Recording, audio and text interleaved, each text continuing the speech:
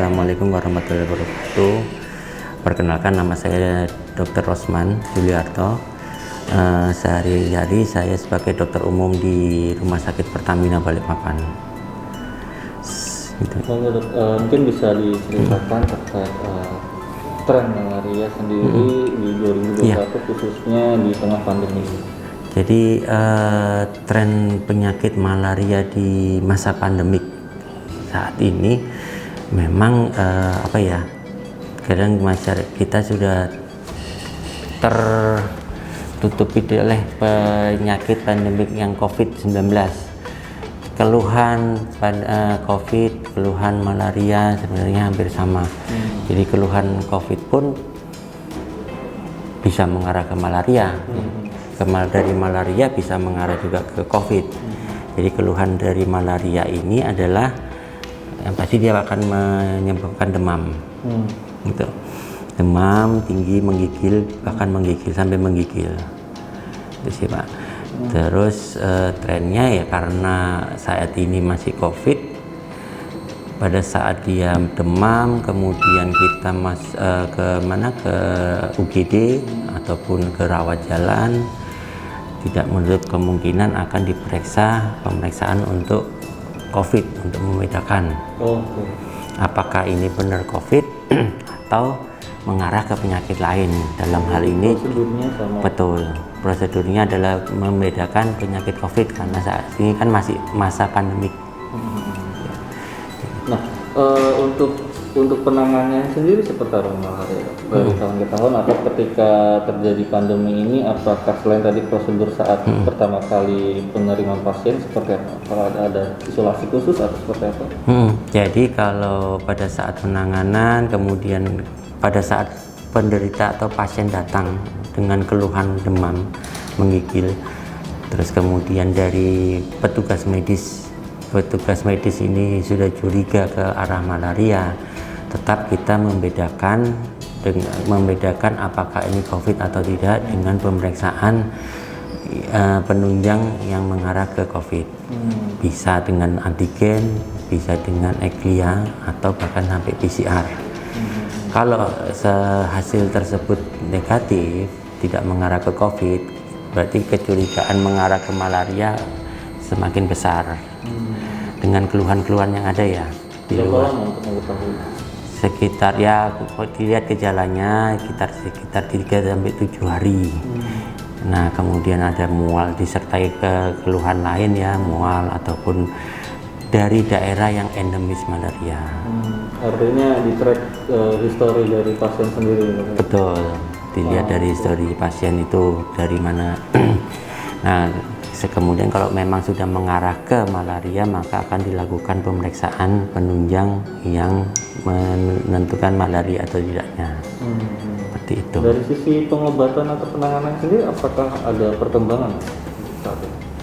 Kalau dari sisi pengobatan memang masih seperti yang sebelum-sebelumnya, tetap tidak ada perbedaan ataupun perkembangan yang saat ini ya. Karena itu tadi pengobatan masih tetap sama, kemudian karena penyebab dari gigitan nyamuk tersebut. Nyamuk malaria kan ada beberapa macam, itu sih Pak. Artinya masih minum obat malaria, betul. Obat malaria. Nah, tadi resistensi mereka yang menderita malaria dengan COVID itu gimana? Apakah berbeda dengan orang pada umumnya atau yang sehat, atau mereka justru lebih rentan gitu?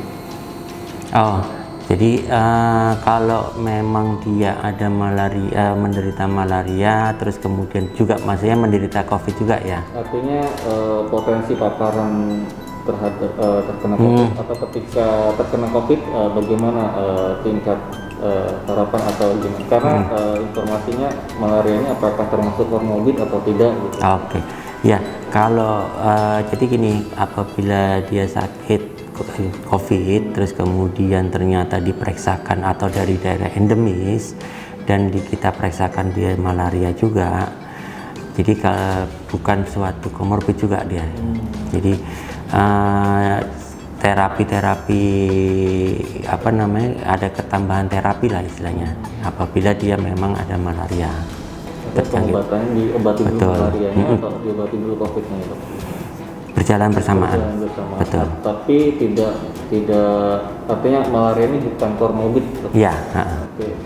Jadi penanganannya secara biasa ketika dia tanpa gejala pun masih bisa bersamaan, betul.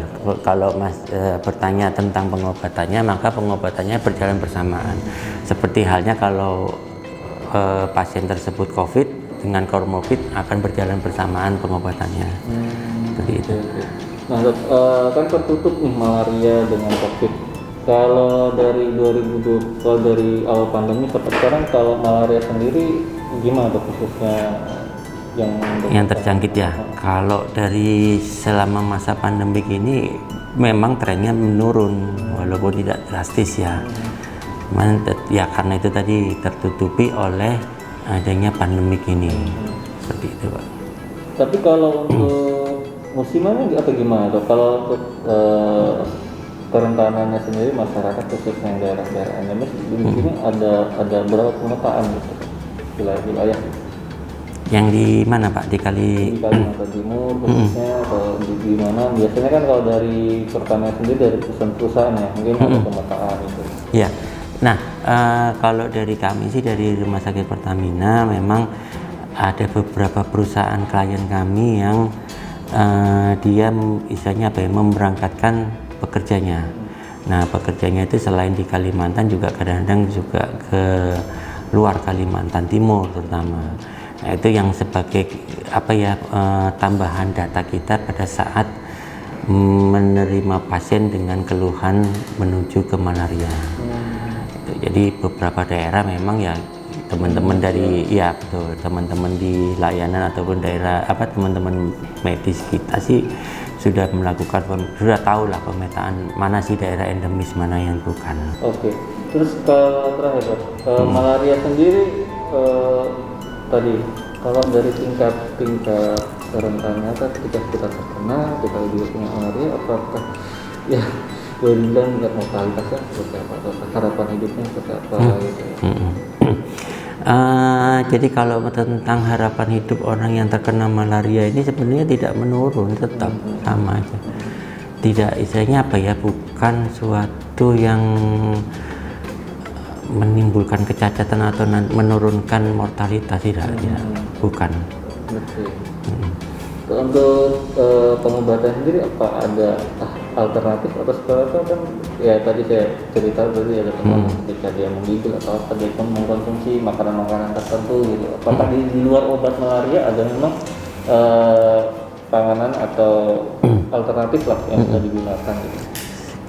Kalau makanan sebenarnya tidak ada ya Pak ya. Jadi begitu seandainya dia memang sudah terdiagnosa malaria, melakukan pengobatan dengan rawat inap, setelah keluar dari rawat inap maka akan dipantau oleh dokter, dalam arti yaitu tadi nanti berapa bulan kontrol lagi. Setelah itu nanti pada saat kontrol itu pun ada melakukan pemeriksaannya itu nanti dilihat lagi pada saat rawat inap ini apa sih yang penunjangnya yang tidak normal, akan dievaluasi setelah pos rawat inap. Nah itu tadi yang mungkin yang beranggapan bahwa setelah malaria mortalitasnya menurun atau apa itu. Jadi sebenarnya tidak ya itu tadi, tapi tetap melakukan pemantauan dengan kontrol ke dokter atau fasilitas kesehatan setempat. Ya, gitu. Oke, terima kasih Dr. Rosman atas waktunya. Ya.